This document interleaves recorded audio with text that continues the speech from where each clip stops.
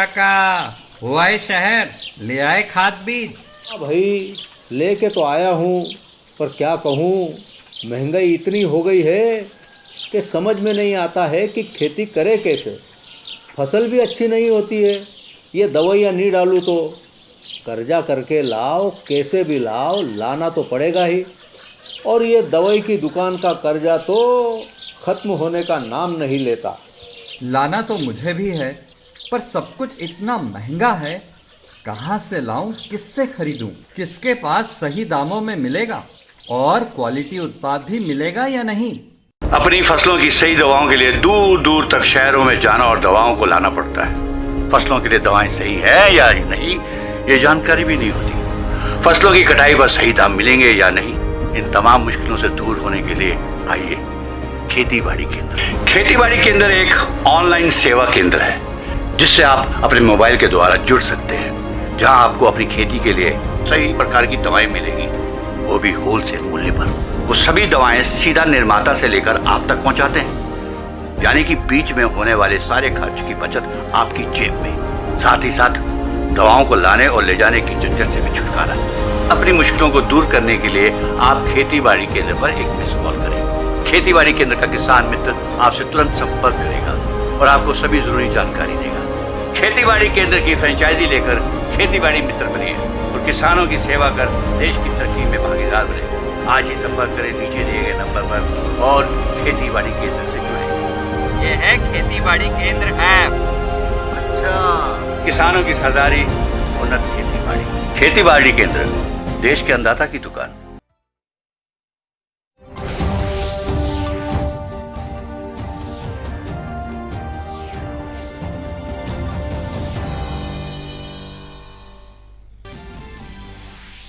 उत्तर प्रदेश की राजधानी लखनऊ में केंद्रीय मंत्री निर्मला सीतारमण ने मिशन शक्ति के तीसरे चरण का किया शुभारंभ। महिलाओं की सुरक्षा, सम्मान और आत्मनिर्भरता पर केंद्रित है ये मिशन। वित्त मंत्री ने गंगा एक्सप्रेसवे के लिए जारी किए 5100 करोड़ रुपए।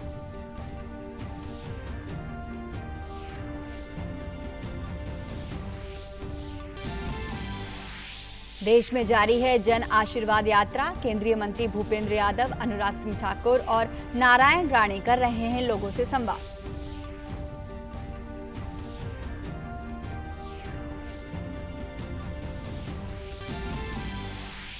जम्मू कश्मीर में सुरक्षा बलों को मिली बड़ी कामयाबी। अवंतीपोरा में हुई जैश ए मोहम्मद से मुठभेड़ में 3 आतंकी ढेर। सुरक्षा बलों का तलाशी अभियान जारी।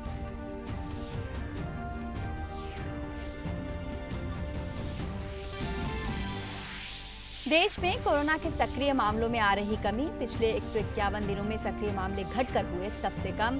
12 साल से अधिक उम्र के बच्चों के लिए कोविड टीके को मंजूरी। जायडस कैडिला की वैक्सीन जाइकोव डी को मिली आपातकालीन इस्तेमाल की मंजूरी।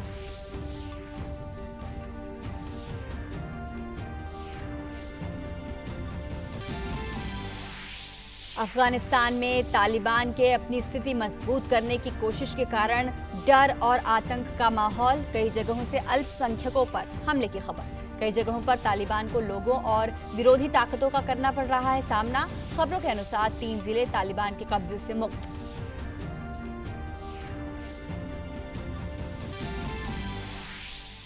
और केरल में पूरे उल्लास के साथ मनाया जा रहा है ओणम का त्योहार। राष्ट्रपति, उपराष्ट्रपति और प्रधानमंत्री ने ओणम पर्व पर देशवासियों को शुभकामनाएं दी।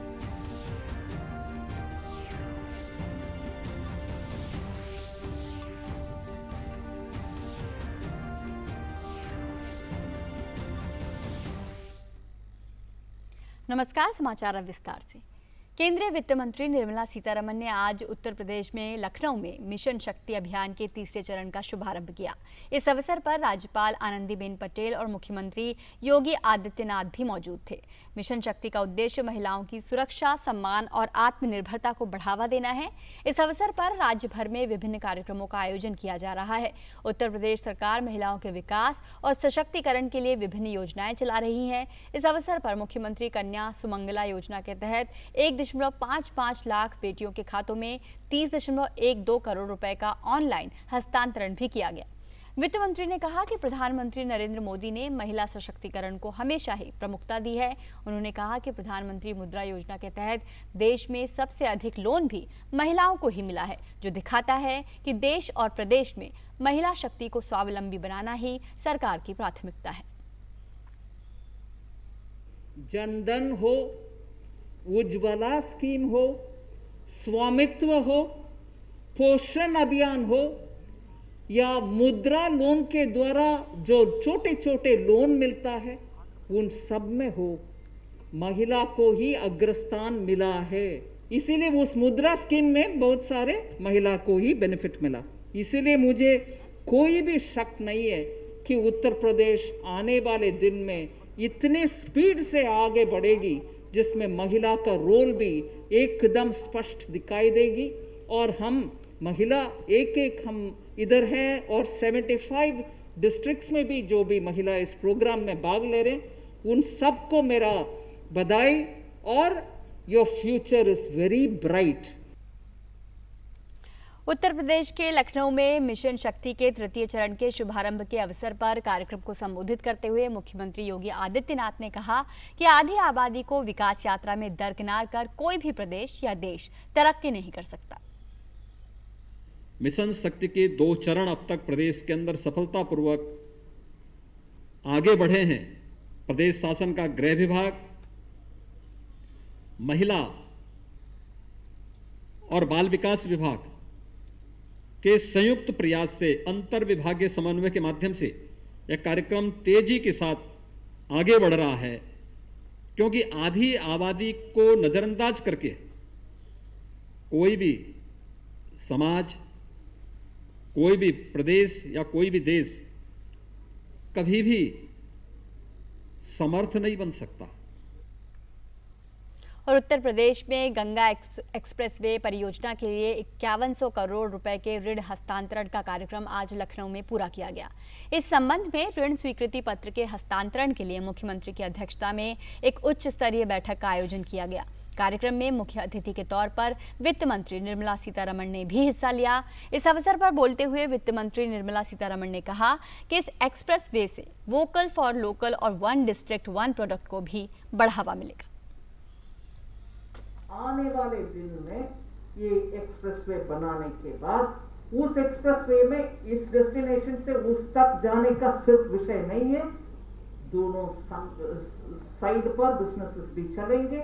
ये 1 डिस्ट्रिक्ट 1 प्रोडक्ट का भी और ये नोडल डिफेंस कॉरिडोर का भी, और जहां मैं विदाउट एग्जैजरेशन बोल पाऊंगी, पिछले 60 साल में 70 इयर्स में जितना धीरे धीरे धीरे दशकों से होने वाले इंफ्रास्ट्रक्चर को पिछले 4-5 साल में ही बनाकर दिखाने के लिए एक साहस उत्तर प्रदेश दिखा रही है। और कार्यक्रम को संबोधित करते हुए राज्य के मुख्यमंत्री योगी आदित्यनाथ ने कहा कि ये गंगा एक्सप्रेसवे राज्य की अवसंरचनाओं की रीढ़ की हड्डी साबित होगा। गंगा एक्सप्रेसवे प्रदेश की इकोनॉमी की बैकबोन बनने जा रही है।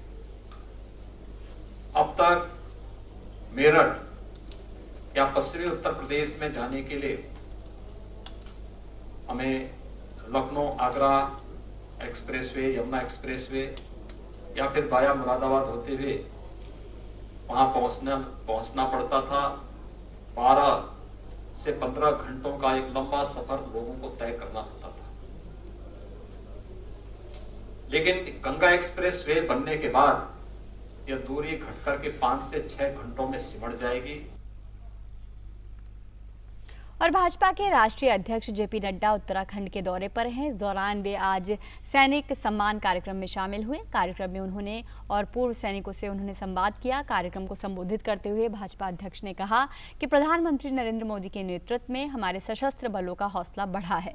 देश के सैन्य बजट में अभूतपूर्व बढ़ोतरी हुई है। उन्होंने कहा प्रधानमंत्री मोदी ने सेना, सैनिकों और रक्षा को सर्वोच्च प्राथमिकता दी है।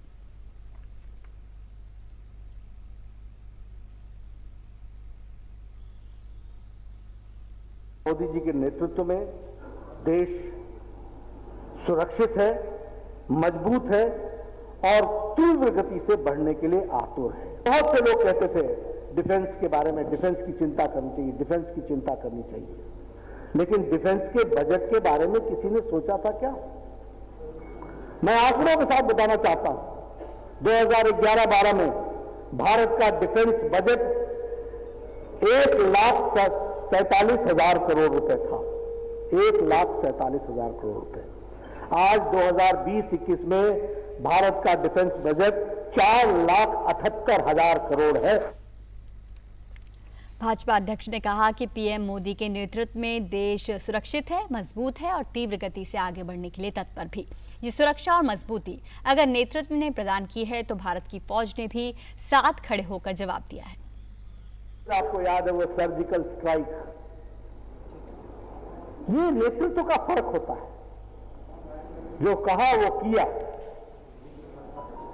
और दुनिया में ये संदेश कि न किसी से आंख झुका के बात करेंगे, न आंख चढ़ा करके बात करेंगे, आंखों में आंखें मिला करके बात करेंगे, इस बात का संदेश दिया। और जन आशीर्वाद यात्रा के तीसरे दिन आज केंद्रीय सूक्ष्म लघु एवं मध्यम उद्योग मंत्री नारायण राणे ने मुंबई से सटे पालघर जिले का दौरा किया और लोगों से मुलाकात की। इसके साथ ही नारायण राणे ने उद्योग धंधों से जुड़े लोगों से मुलाकात की और उनकी बातों को सुना। उन्होंने कहा कि आज पूरे विश्व में तकनीक पर जोर दिया जा रहा है और उनका मंत्रालय इसके लिए प्रयत्नशील है कि सूक्ष्म लघु और मध्यम उद्योगों को तकनीक की मदद से किस तरह से रोजगार परक बनाया जा सके। नारायण राणे ने कहा कि लोगों में उद्धव सरकार को लेकर आक्रोश है। वहीं केंद्रीय योजनाओं का जिक्र करते हुए उन्होंने कहा कि मौजूदा केंद्र सरकार हर तबके के लिए काम कर रही है।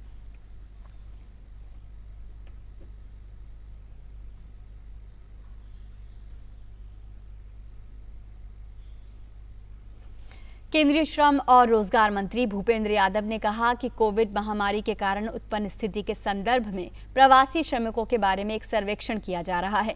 उन्होंने कहा कि इसी महीने एक पोर्टल की शुरुआत की जाएगी जिस पर प्रवासी श्रमिक अपना पंजीकरण करवा सकते हैं।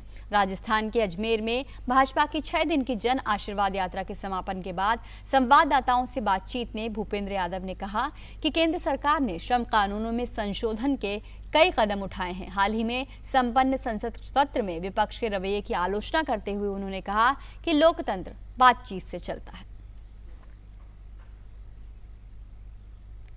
केंद्रीय सूचना और प्रसारण मंत्री अनुराग ठाकुर ने हिमाचल के मंडी में जन आशीर्वाद यात्रा के तहत एक प्रेस वार्ता को संबोधित किया। केंद्रीय मंत्री अनुराग ठाकुर ने कहा कि प्रधानमंत्री नरेंद्र मोदी के नेतृत्व में देश में अब तक का सबसे युवा मंत्रिमंडल बनाया गया है। प्रधानमंत्री के नए मंत्रिमंडल का परिचय तक नहीं करवाने दिया, क्योंकि उस मंत्रिमंडल में 28 मंत्री ओबीसी वर्ग के थे, 12 मंत्री अनुसूचित जाति वर्ग से थे, 8 मंत्री अनुसूचित जनजाति वर्ग से थे, 5 अल्पसंख्यक समाज से थे और 11 महिलाएं। तो कुल मिलाकर आज तक का सबसे युवा मंत्रिमंडल कहीं पर बना तो नरेंद्र मोदी जी की सरकार ने बनाया। शायद यही कांग्रेस को पसंद नहीं आ रहा था कि समाज के सभी वर्गों को कैसे यहाँ पर प्रतिनिधित्व मिला है। प्रेस वार्ता के दौरान अनुराग ठाकुर ने कहा कि केंद्र में प्रधानमंत्री नरेंद्र मोदी और हिमाचल में जयराम ठाकुर की डबल इंजन की सरकार का लाभ हिमाचल में देखने को मिल रहा है। किस तरह से केंद्र में मोदी जी ने और प्रदेश में जयराम जी ने शानदार काम किया है, जिसके चलते जनता का आशीर्वाद पहले से कई गुना ज़्यादा मिल रहा है। डबल इंजन की सरकार, उसका लाभ हिमाचल प्रदेश को देखने को मिला। दोनों सरकारों के माध्यम से हर क्षेत्र में उस स्कीम को एम्प्लीफाई करने का काम किया गया है ताकि जन जन तक उसका लाभ पहुंच सके। केंद्रीय मंत्री ने कहा कि पीएम किसान सम्मान निधि योजना के अंतर्गत अब तक किसानों के खातों में 1.5 लाख करोड़ रुपए डाले जा चुके हैं। एक बड़ा बदलाव सोच में लेकर आए। अभी भी दुनिया के बड़े बड़े देशों को आपदा के समय चेक काट कर लोगों को पैसा भेजते थे। मोदी जी यहाँ से एक बटन दबाते हैं, 9.25 करोड़ किसानों को 2-2 हज़ार की किस्त उनके खाते में पहुंच जाती है। किसानों को 1.5 लाख करोड़ रुपया पीएम किसान सम्मान निधि से हम अब तक दे चुके हैं। एमएसपी खरीद का मूल्य हमने बढ़ा दिया है, एमएसपी खरीद को हमने बढ़ा दिया है। और सरकार ने उद्यमियों और स्टार्टअप के लिए एक फंड बनाया है जिसे उभरते सितारे नाम दिया गया है। लखनऊ में वित्त मंत्री निर्मला सीतारमण ने इसे लॉन्च किया और वे इसे संबोधित कर रही हैं। Difference to many of those small and medium units. Why do I say that? In some of the areas, it's actually very, what can I say, interesting that GI, which is the geographical indicator for some highly specialized products which have a uniqueness about them. You would think you'll have one here, one there, somewhere else in some other part of the country. But in Uttar Pradesh you find places like Benares and its immediate surroundings all put together have more than 8 GIs in one location itself. So that is an extraordinary, absolutely extraordinary feature of MSMEs.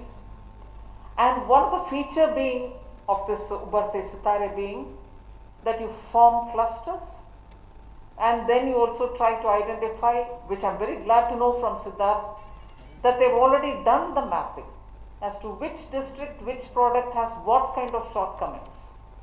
And if a district and if its products are requiring that particular infusion of that little thing, like for instance in Mirzapur, he was telling me, if only there was non-stop flow of gas-based power. Am I right? Sorry, in Firozabad, that particular activity of the glass work would be far ahead of its time and be able to achieve higher perfection, higher production quality and so on. Now if that is identified, it is only for us to make sure that we bring together people who can provide that. So technology infusion is not just such kind of addition, but also the instruments, which Siddharth obviously gave us 2 examples. Sounds simple, but they've achieved it. They are not simple, but still they've achieved it. And if that kind of an intervention is made by the government, and if there are institutions like EXIM and SIDBI to assist in that process, I would think it will make a big difference for the MSMEs. And why should it make a big difference for the MSME, and how does it matter to the country?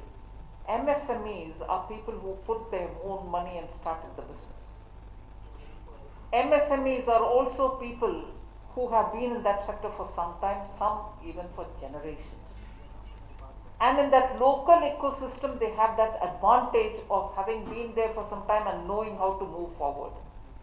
So to help with technology to an MSME, you're actually making a big difference to that entire ecosystem, to the set of people who have been working on it for years, for generations, and above all giving newer opportunities for more people to come in to improve and also find jobs, and opportunities can be created as entrepreneurs. Now, in this context, I would like to say that in the last 2 years, if I can specify, and even before that, but particularly in the last 2 years, the central government has actually done so many different other things for the MSMEs that today we can see India giving its due recognition for MSMEs all over the country, because if data is to be believed, India's exports, nearly 35 to 40% is contributed by MSMEs. So they are earning foreign exchange for you. And that itself tells you also the importance of them having the advantage of technology, timely flow of money, so that they can perform better.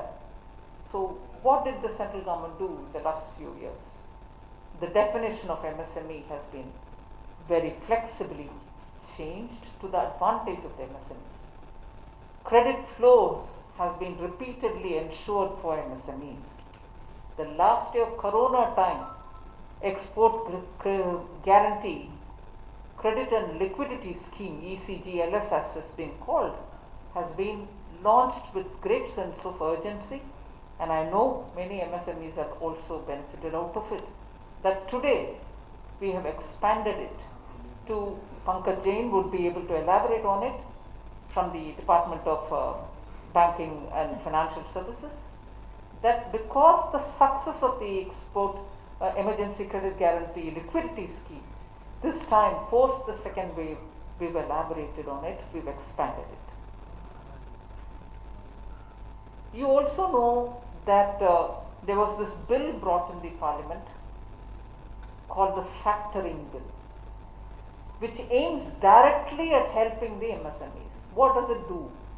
Most often, MSMEs, even if you don't supply to government but you supply to large corporations, don't get your payments when you need it and in time.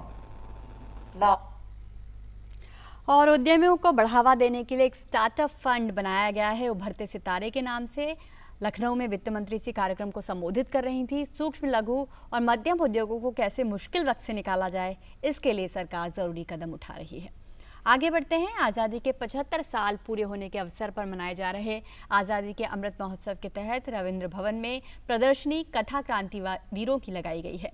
एक तस्वीर 1000 शब्दों के बराबर होती है। विभिन्न कलाकारों द्वारा बनाई गई ये पेंटिंग्स आंदोलन के सार को साफ रूप से दर्शाती हैं। शनिवार को इस प्रदर्शनी में संस्कृति मंत्रालय की राज्य मंत्री मीनाक्षी लेखी ने विभिन्न राज्यों के कलाकारों के द्वारा बनाई गई उनकी कृतियों के लिए उन्हें पुरस्कृत किया। उन्होंने कहा कि स्वतंत्रता संग्राम के महान शहीदों के जीवन पर प्रदर्शनी देखना बहुत अच्छा है। उन्होंने आशा व्यक्त की कि ऐसे राष्ट्रीय महत्व के सभी संस्थान प्रधानमंत्री श्री नरेंद्र मोदी के संकल्प से सिद्धि के सपने को पूरा करने के लिए कड़ी मेहनत करेंगे। बहुत सारी ऐसी जो कृति है वो देखने को मिली कि मन को छूने वाली और साथ ही जो अमृत महोत्सव का भाव जगाने का प्रयास प्रधानमंत्री जी ने किया है, वो भाव की जो बीज हैं उन बीजों को प्रफुल्लित करने का काम इन सब आर्टिस्ट भाई बहनों ने किया है। और जम्मू कश्मीर के अवंतीपुरा के नग बैरन त्राल में मुठभेड़ के दौरान सुरक्षा बलों ने जैश ए मोहम्मद से जुड़े 3 आतंकियों को मार गिराया है। सेना और पुलिस संयुक्त रूप से इस अभियान को उन्होंने अंजाम दिया। इलाके में सुरक्षा बलों का तलाशी अभियान भी जारी है। आतंकियों के पास से 2 AK-47 राइफल, 1 SLR और अन्य हथियार बरामद किए गए। आतंकियों की शिनाख्त की जा रही है। एक आतंकी की पहचान वकील शाह के रूप में हुई है, जो भाजपा के नेता राकेश पंडिता की हत्या में शामिल थे। मुठभेड़ के बारे में जानकारी देते हुए सेना की विक्टर फोर्स के GOC मेजर जनरल राशिम बाली ने बताया कि इन आतंकियों के सक्रिय होने की सूचना के आधार पर यह ऑपरेशन किया गया। ये तीनों टेररिस्ट जो हैं काफ़ी टाइम से यहाँ पर ऑपरेट कर रहे थे और वहाँ के लोकल गुज्जर कम्युनिटी इनके अगेंस्ट 3-4 बारी हमें खबर दे चुकी थी। वो बता रहे थे कि ये लोग वहाँ पर कुछ एक लेडीज़ को भी सेक्सुअली एक्सप्लॉइट कर रहे हैं और उनके प्रॉपर्टी को भी नुकसान पहुँचा रहे थे। सो एक ये बहुत सॉलिड पैगाम इस ऑपरेशन से हमारा बाहर गया है कि ना ही बिल्टअप एरिया में और वैली फ्लोर में इनके लिए कोई जगह नहीं है। ये अगर जंगल में भी जाएंगे वहाँ पर भी हमारे पास इनकी खबर आती रहेगी और इनको न्यूट्रलाइज किया जाएगा। और कोरोना के खिलाफ टीकाकरण अभियान में भारत तेजी के साथ आगे बढ़ रहा है। केंद्रीय स्वास्थ्य और परिवार कल्याण मंत्रालय के अनुसार राष्ट्रव्यापी टीकाकरण अभियान के तहत देश में अब तक 57,61,17,000 से अधिक कोविड टीके लगाए गए हैं। पिछले 24 घंटों में 36,36,043 से अधिक टीके लगाए गए। और देश में कोरोना वायरस के दैनिक मामलों में लगातार गिरावट देखने को मिल रही है। स्वास्थ्य और परिवार कल्याण मंत्रालय के अनुसार पिछले 24 घंटों में 34,457 नए मामले दर्ज किए गए, जबकि 36,347 लोग उपचार करवाकर स्वस्थ हो चुके हैं। इस तरह अब तक कुल 3,15,97,982 लोग उपचार कराकर स्वस्थ हो चुके हैं। इसके बाद रिकवरी रेट बढ़कर 97.54% हो गई है। इस समय देश में सक्रिय मामले 3,61,340 हैं। और अफगानिस्तान पर तालिबान के कब्जे के बाद जनता की ओर से शुरू हुआ विरोध का दायरा बढ़ रहा है। अफगान समाचार एजेंसियों के अनुसार 3 जिलों को तालिबान के कब्जे से मुक्त करा लिया गया है। रिपोर्ट्स के अनुसार तालिबान विरोधी कमांडर अब्दुल हमीद के नेतृत्व में बगलान प्रांत के 3 जिले तालिबान के कब्जे से आजाद करा लिए गए हैं। अफगानिस्तान की सबसे बड़ी समाचार एजेंसी पजवाक की ओर से जारी वीडियो में दिखाया गया है कि स्थानीय लोग जिलों के मुक्त होने के बाद राष्ट्रीय ध्वज फहराकर खुशी मना रहे हैं। उधर तालिबान द्वारा देश पर अपना नियंत्रण मजबूत करने के प्रयासों के बीच आतंक, अफरा तफरी और भय का माहौल जारी है। इस बीच तालिबान द्वारा हाल ही में अल्पसंख्यकों के नरसंहार की रिपोर्ट आने के बाद लोगों में खौफ बढ़ गया है। एक अंतर्राष्ट्रीय मानवाधिकार संस्था ने चश्मदीदों के हवाले से बताया है कि तालिबान हजारा समुदाय पर अत्याचार कर रहे हैं। तालिबानियों द्वारा गजनी प्रांत पर कब्जा करने के बाद वहां के एक गांव में 9 हजारा लोगों की बेरहमी से हत्या कर दी गई। रिपोर्ट के मुताबिक जुलाई से अब तक तालिबान ने हजारा समुदाय के जितने लोगों को मारा है, ये उसका बहुत छोटा सा हिस्सा है। और केरल का बहुचर्चित त्योहार ओणम शुरू हो चुका है। ओणम पारंपरिक कृषि पर आधारित और 10 दिनों तक चलने वाला दक्षिण भारत का विशेष त्योहार है। खास तौर पर केरल में इसे बड़े ही धूमधाम से मनाया जाता है। केरल के लोग साल भर इस पर्व का बेसब्री से इंतजार करते हैं। केरल में मनाया जाने वाला ये पर्व 12 अगस्त से प्रारंभ हो चुका है। इसके बाद 23 अगस्त को ओणम पर्व का समापन होगा। आज ओणम का मुख्य पर्व है। राष्ट्रपति, उपराष्ट्रपति और प्रधानमंत्री ने देशवासियों को ओणम पर्व की शुभकामनाएं दी हैं।